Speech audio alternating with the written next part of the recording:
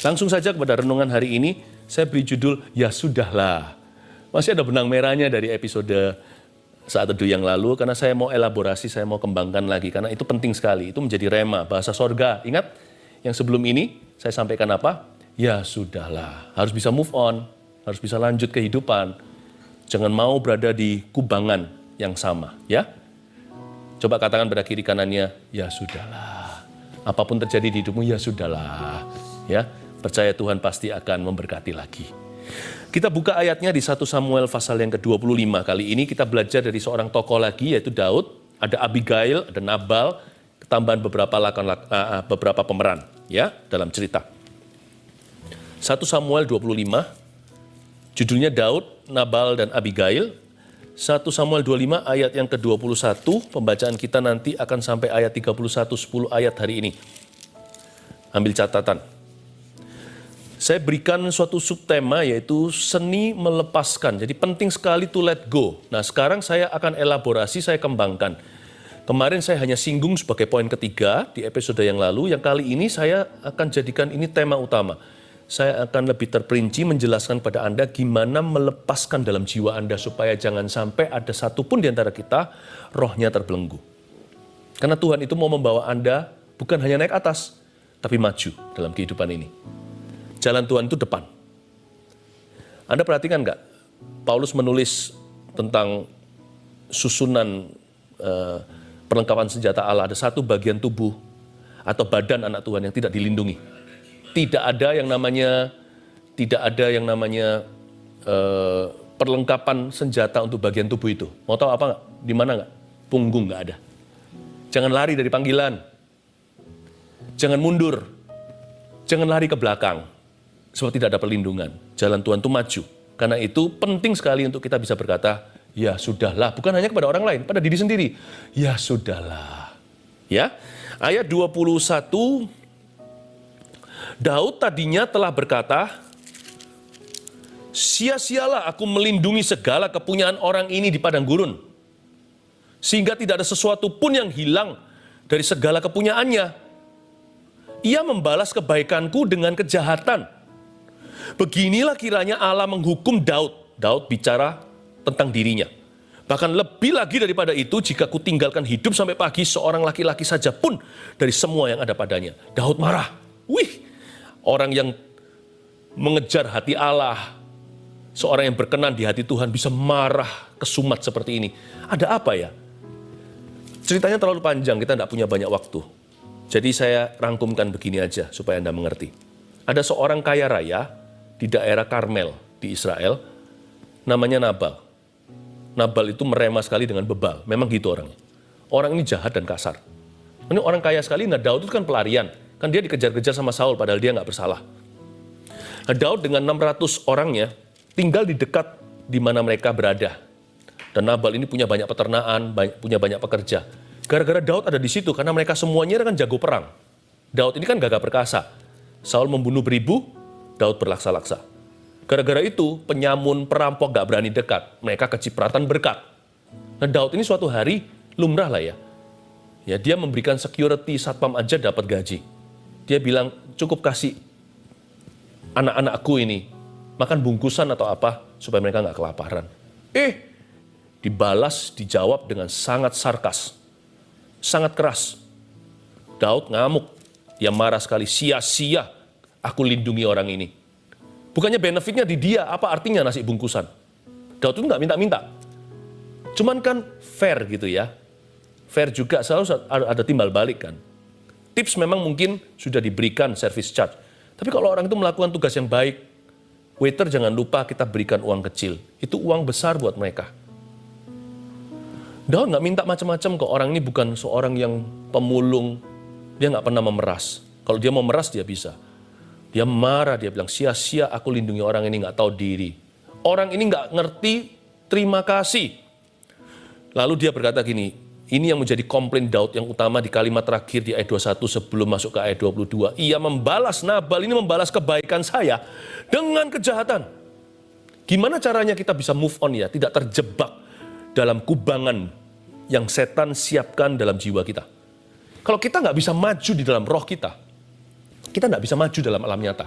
Banyak orang itu stagnan di luar karena dia stagnan di dalam. Iya kan? Alkitab selalu begitu, mengajarkan kepada kita, selalu perbaiki dalam dulu. Apa yang saya sampaikan ini, mungkin tidak langsung menyelesaikan gejalamu. Apapun yang Anda alami, simptomnya, itu bukan simptomnya yang saya fokuskan. Tapi akarnya itu di hatimu. Nah saat ini, saat teduh, saya sedang mengurusi hati Anda dengan Roh Kudus. Kalau itu beres, luar itu akan mengalami terobosan. Penting sekali untuk seseorang bisa berkata, ya sudahlah kepada dirinya, kepada masa lalunya, bahkan kepada pengalaman-pengalamannya yang menahan dia hari ini tidak bisa maju. Dan dia harus bisa juga bicara kepada orang lain, ya sudahlah. Dia bisa menghibur orang yang ada di kanan kirinya. Orang berhati besar itu susah cari. Nah, bagaimana caranya kita menang dalam jiwa kita dan kita bisa berkata, sudahlah. Kalau nomor satu, tulis ini. Kalau kita percaya kebaikan kita ada pada Tuhan. Kebaikan kita itu ada pada Tuhan. Kalau Anda berbuat baik kepada orang lain, jangan pamrih. Apalagi hari-hari ini. Perbuatan baik itu nggak ada imbalannya. Benar. Kalau Anda berbuat sesuatu, tangan kanan memberi, tangan kiri jangan tahu. Jangan ada ekspektasi sama manusia. Karena nanti kecewa. Jadi kalau kita mau berbuat baik, do it for Jesus. Lakukan untuk Yesus. Dan percaya bahwa kebaikanmu sudah dipandang Tuhan. Itu cukup bagimu. Kebaikan kita sudah ada padanya. Itu saja. Kalau nggak gitu seperti Daud ini, jebakan jiwa. Dia hampir bersalah loh. Ini Daud mau bunuh orang ini. Karena Daud merasa rugi waktu bantu si Nabal itu. Dan dia juga merasa rugi hati. Udah rugi waktu, rugi emosi. Aduh, tahu gini gue baik-baikin sama orang, baik sekali sama orang ini. Saya dapat apa? Apa hasilnya? Nggak ada. Daud lupa. Kalau dia berbuat sesuatu untuk sesama, dia lakukan untuk Tuhannya. Bukan lakukan untuk orang itu. Layak atau tidak layak terima. Ini sesuatu yang sangat sticky di hati, sangat lengket. Kalau Anda tidak bisa lepaskan, tidak kembali licin, Anda tidak bisa maju. Apa itu yang sangat membuat hati tidak enak? Perasaan kecele di dalam jiwa. Nggak tahu itu bahasa Indonesia enggak. Tapi pokoknya kalau kita berbuat baik kepada orang lain, ingatlah satu hal, Bapak Ibu Saudara. Hanya ada satu penonton kita. One audience. That is Jesus Christ. Yesus Kristus. Hari-hari ini juga hati-hati ya. Kalau ada orang mau pinjam uang sama Anda, kalau Anda tidak siap sampai uangnya nggak kembali, jangan pinjamkan. Kalau Anda pinjamkan, sesuaikan dengan kemampuan. Orang mau pinjam Rp1.000, contohnya omong kosong nih. Anda cuma punya 5.000, itu yang Anda rela atau Anda mampu ya kasih 5.000. Dia kembalikan, semoga. Anda tetap harus minta berkata, ya ini saya pinjamkan cuma mampu sekian. Tapi kalau nggak kembali, Anda harus ready. Hari-hari ini kalau pinjemin orang, siap-siap tidak nampak lagi itu uang. Karena ini zaman susah. Karena itu jangan sampai akhirnya kecewa sama Tuhan. Padahal hikmat itu ada. Ya, tapi lebih baik lagi adalah jangan kita suka pinjam-pinjam sama orang. Sebab Tuhan berkata orang benar. Nah kita ini orang benar atau orang salah? Kalau kita orang benar, anak cucu kita pun tidak minta-minta roti. Jangan biasakan begitu. Berani untuk bayar harga. Berani untuk setia. Berani untuk tabung pelan-pelan. Berani menderita. Berani sengsara. Asal jadi orang benar. Lebih baik makan sayur.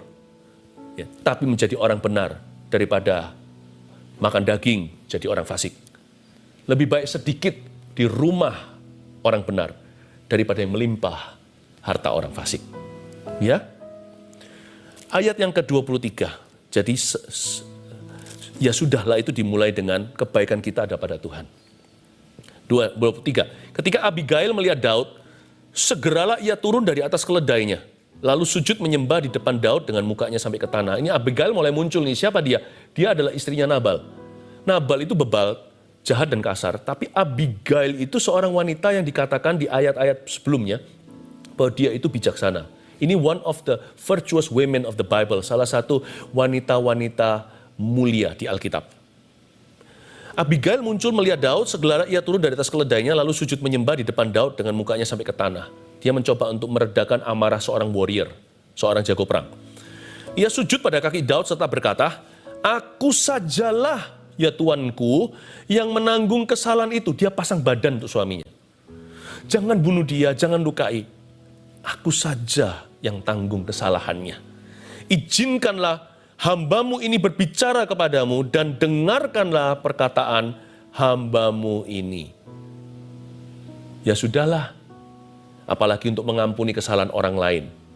Apa yang saya ajarkan hari ini saat teduh ini akan mencegah beberapa orang, banyak orang bahkan, daripada melakukan keputusan-keputusan yang salah dan melakukan perbuatan-perbuatan bodoh di masa yang akan datang. Nggak perlu kan kita harus selalu menyembuhkan, bisa saja kita mencegah. Saat teduh ini akan menghentikan, saat teduh ini seperti roh Abigail, roh kudus tentunya, roh di dalam dirinya yang bijaksana, untuk mencegah Anda daripada melakukan perkara gegabah, baik itu investasi sembarangan, baik itu bercerai, padahal sudah membangun keluarga belasan tahun bersama dengan istri tercinta, hanya karena 1-2 perkara, atau baik itu untuk pukuli anak, baik itu untuk kecewa, balas dendam, baik itu untuk mengucapkan kata-kata sembrono yang nanti suatu hari diseret ke pengadilan oleh Tuhan. Be careful. Saya kok merasa hari ini saya harus fokus ke sini. Jadi firman-Mu pelita bagi kakiku. Yang kedua, poinnya. Kan di sini Abigail berkata, ini garis bawahi, aku sajalah ya Tuanku yang menanggung kesalahan itu. Kalau kita mau membalas apa sama orang lain, gigi ganti gigi, mata ganti mata, ingatlah orang lain yang tidak bersalah. Jangan lakukan itu. Itu poin kedua. Ingat, remember the innocent around you. Nggak hanya di sisimu loh, di sisi orang itu juga. Saya ini tidak bangga, masa lalu saya itu penuh kekerasan. Saya sudah bersaksi di gereja. Saya bersaksi ke teman-teman saya kemana-mana, waktu memberitakan Injil, waktu mengajar. Jemaat yang saya gembalakan kurang lebih pada tahu, lewat kesaksian hidup saya dulu itu gimana diselamatkan oleh Tuhan Yesus. Tapi saya ceritakan satu aja ya, dan saya menyesal nih selama-lamanya, sekalipun saya tidak tertuduh karena Tuhan sudah ampuni. Waktu itu saya tidak tahu apa yang saya perbuat. Saya pernah sekali berantem pada waktu saya masih sekolah sebagai pelajar, terjadi perkelahian antara pelajar. Saya pukul satu orang, saya masih ingat. Nah, saya pukul dia itu sampai cukup mengerikan, sampai bagian tertentu di badannya itu membusuk waktu saya pukuli. Dan membuat saya tersentak, sekalipun saya orang jahat. Waktu itu ya, saya belum kenal Tuhan. Membuat saya tersentak adalah kelihatan adiknya dia, melihat dari pinggir. Saya tidak sadar, setelah itu saya menoleh dan melihat dia menangis, lihat kakaknya dipukul oleh saya. Sama-sama sebenarnya fair game, kita berantem kok. Dia juga bisa pukul saya juga punya adik, saya juga punya kakak. Tapi pada waktu saya lihat adiknya menangis terseduh-seduh dan mohon ampun, waktu saya pukulin orang yang dia cintai, saya jadi ingat, semenjengkelkannya orang tertentu, patut dihukum oleh Allah. Bahkan kalau perlu Anda ingin main hakim sendiri, ingatlah masih ada orang lain tidak bersalah di sekelilingnya. Sebelum Anda membuat sesuatu gegabah, ingat orang lain dulu bahwa orang itu juga Yesus mati baginya. Apalagi orang yang tidak salah di sekelilingnya. Jangan, belum lagi terhitung orang yang tidak salah di sekelilingmu, yang akan jadi korban karenanya. Saya bodoh sekali, saya pikir kalau mama saya tahu bagaimana papa mama saya, pasti sedih punya anak saya begini. Tapi puji Tuhan, itu masa lalu, yang lama sudah berlalu, yang baru sudah datang. Tuhan sudah selamatkan saya dari cara hidup yang sia-sia. Ingatlah Abigail, sebelum kau bunuh Nabal. Remember that. Ayat yang ke-25. Ini perkataan Abigail. Janganlah kiranya Tuanku mengindahkan Nabal, orang yang dursila itu. Istrinya aja ngaku. Sebab seperti namanya, demikian pula ia. Nabal namanya dan bebal orangnya. Saya suka bahasa Indonesia, Nabal mirip dengan kata bebal. Tetapi kalau punya anak ya, siapa di sini yang menunggu keturunan, nanti saya doakan. Nanti masukkan semuanya permohonan doa nanti di tablet ini, saya tumpangi tangan. Tempat sepakat adalah tempat berkat. Mari kita percaya Tuhan bisa memberikan anak cucu. Tapi janji ya, jangan kasih nama Nabal. Jelek sekali nama itu. Kalau ada yang namanya Nabal, Tuhan menebusmu. Saya kasih arti baru deh. Nabal itu bukan bebal kalau Anda namanya itu. Nabal itu artinya kebal. Kebal dari serangan musuh, gitu ya. Tapi kalau yang kita tahu nama asli Nabal itu artinya bebal. orang ini kafir, orang ini dursila. Tetapi aku hambamu ini tidak melihat orang-orang yang Tuanku suruh. Oleh sebab itu ayat 26, Tuanku demi Tuhan yang hidup dan demi hidupnya demi hidupmu yang dicegah Tuhan daripada melakukan hutang darah dan daripada bertindak sendiri dalam mencari keadilan atau main hakim sendiri, biarlah menjadi sama seperti Nabal, musuhmu dan orang yang bermaksud jahat terhadap Tuanku. Ayat 25, 26 garis bawahi, janganlah kiranya Tuanku mengindahkan Nabal, orang dursila itu. Sebab seperti namanya, demikianlah ia.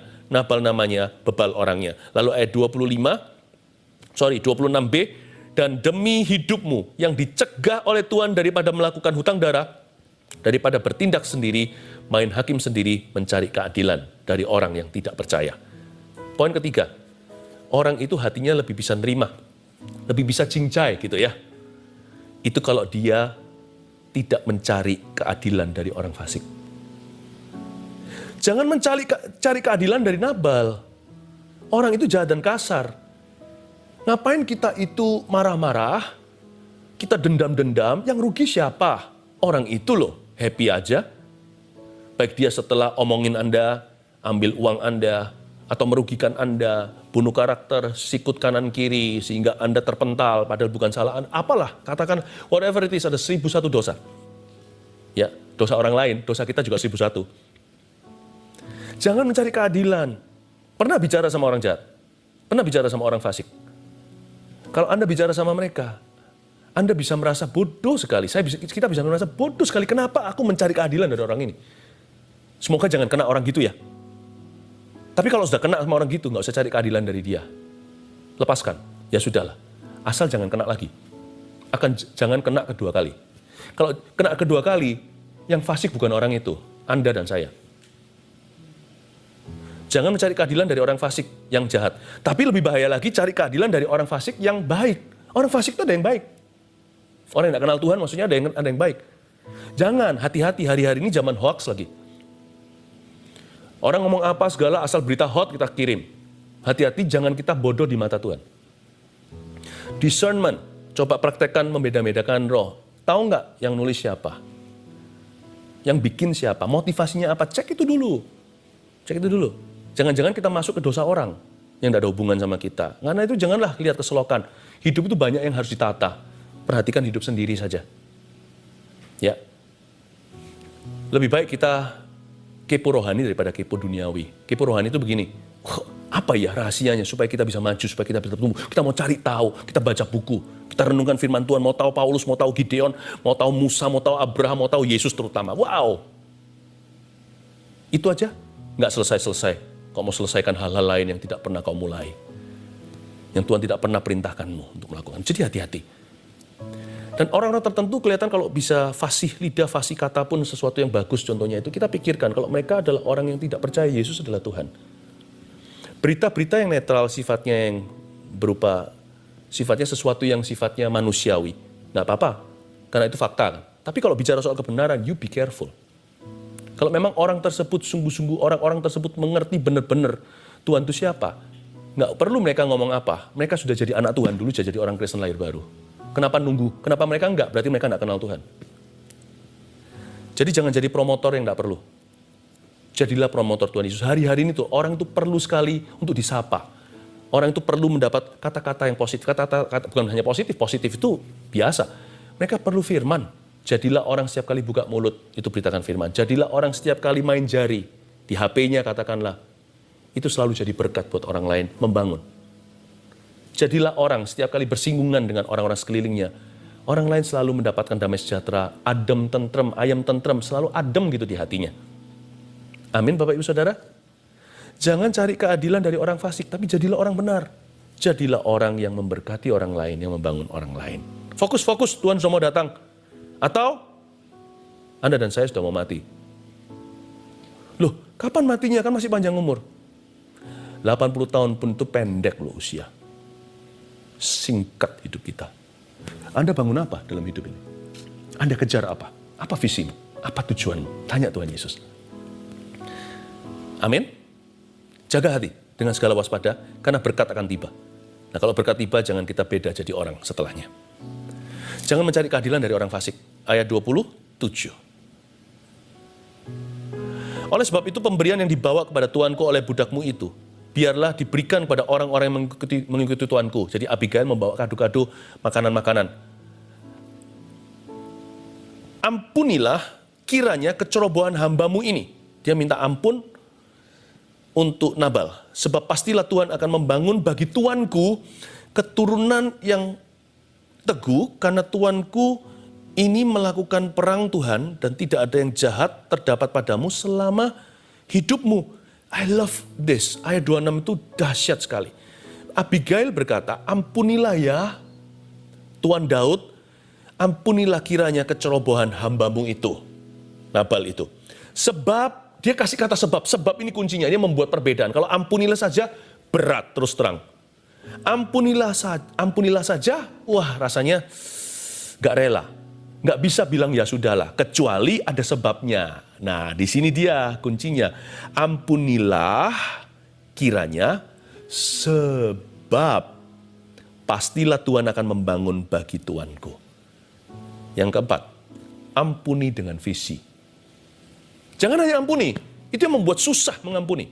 Ampuni dengan visi di hati. Katakan begini pada dirimu sendiri, Tuhan akan memakai saya. Jadi saya harus ampuni hari ini. Karena besok aku akan dipakai oleh Allah. Dengar Yosua pasal 1 ketika Tuhan berfirman kepadanya. Siapkan dirimu, bahkan disuruh sunat seluruh bangsa Israel di Gilgal sebelum masuk ke Kanaan. Siapkan dirimu, besok aku akan melakukan mujizat. Katakan pada dirimu sendiri. Kalau kita disakiti atau kita harus melepaskan sesuatu dan berkata, ya sudahlah atas suatu keadaan. Kadang-kadang bukan bicara soal kesalahan orang. Kadang-kadang kesalahan kita sendiri, mengampuni diri sendiri itu juga sama penting. Kita tuh gak pernah lewat dari kubangan itu loh. Seperti yang saya katakan yang lalu, selalu masuk ke dalam lingkaran setan, terjebak dalam pembuktian diri, tambah mencoba, semakin berusaha dan berupaya untuk membuktikan dirinya, semakin runyam keadaannya. Ya kan? Coba kalau masakan itu salah, coba diperbaiki lagi. Tambah gak keruan jadi makanan apa. Kalau Anda dan saya seperti itu, ampuni dirimu sendiri, sudah lewatkan. Lupakan yang lalu, mengarah pada tujuan dengan mata memandang pada Yesus. Ya. Katakan pada dirimu sendiri, sebab esok hari Tuhan akan memakai saya. Anda tiba-tiba dapat kekuatan karena sukacita. Fondasinya bukan hukum Taurat saja atau bukan karena sebuah perintah, tapi ada janji Tuhan yang menyertai.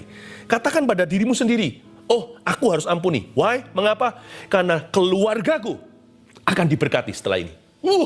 Langsung rasa seperti ada setrum sorga, naik turun badan kita, up and down, memberi kita kekuatan baru.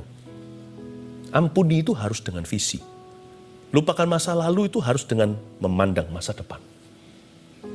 Ya, siapa bilang masa lalu kita semuanya itu, masa lalu kita tidak berguna sama sekali? Masa lalu kita itu juga berguna. Berguna memotivasi kita untuk mencari apa yang di depan kita. Dan masa depan punya visi itu penting sekali daripada kita hidup itu merana, putar-putar di padang gurun tanpa tujuan, nanti meronta-ronta imannya. Memandang masa depan itu memberikan kita kekuatan untuk bisa melupakan masa lalu. Alfa Omega harus dijaga dalam hidupmu. Terakhir, ayat yang ke-29 sampai 31. Jika sekiranya ada seorang bangkit mengejar engkau, kata Abigail, dan ingin mencabut nyawamu, maka nyawa tuanku akan terbungkus dalam bungkusan tempat orang-orang hidup pada Tuhan Allahmu. Katakan pada dirimu sendiri, hidupku dibungkus oleh darah Yesus. Katakan itu, 1, 2, 3. Hidupku dibungkus oleh darah Yesus. Katakan keluargaku dibungkus oleh darah Yesus. Katakan pekerjaanku dibungkus dengan darah Yesus. Katakan masa depanku dibungkus dengan darah Yesus. Katakan keturunanku dibungkus dengan darah Yesus. Katakan imanku dibungkus dengan darah Yesus. Itu janji Allah.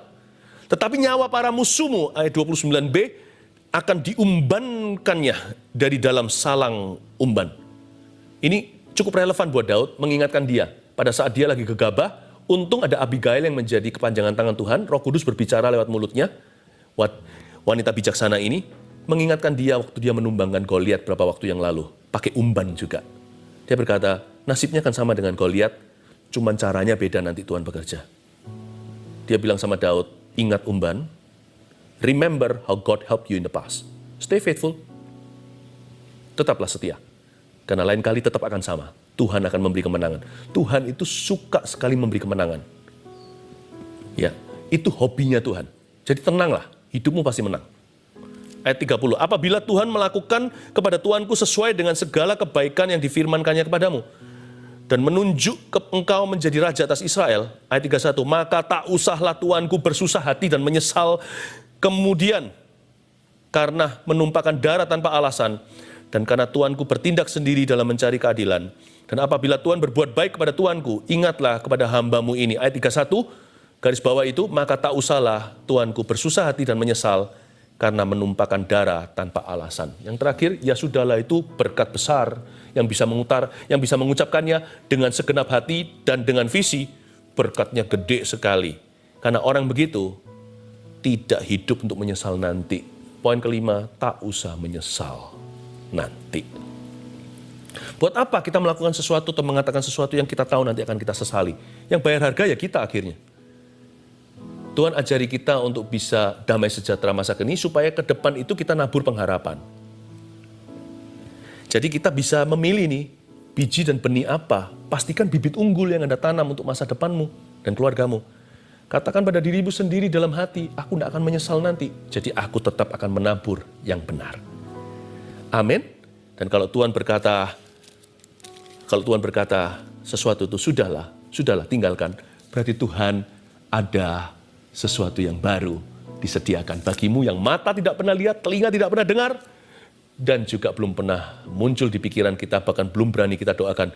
Itu Tuhan sudah sediakan. Oleh karena itu, belajar katakan pada dirimu sendiri dan orang lain, ya sudahlah, maka badai pun akan berlalu. Amin.